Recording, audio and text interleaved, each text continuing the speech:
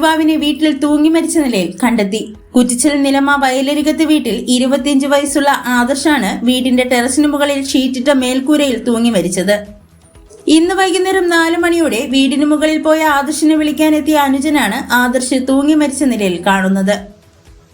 Kuttichal auto ഓടിക്കുന്ന ഹരിലത ദമ്പതികളുടെ മൂത്ത മകനായ ആദർശ് പൂവച്ചൽ ജംഗ്ഷനിൽ പ്രവർത്തിക്കുന്ന മുത്തൂറ്റ് ഫൈനാൻസിലെ കളക്ഷൻ ഏജന്റാണ്.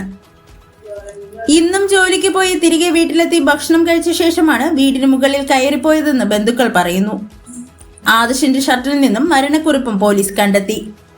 മരണക്കുറിപ്പിൽ അച്ഛന്റെയും അമ്മയുടെയും ചെലവിലാണ് കഴിയുന്നത്.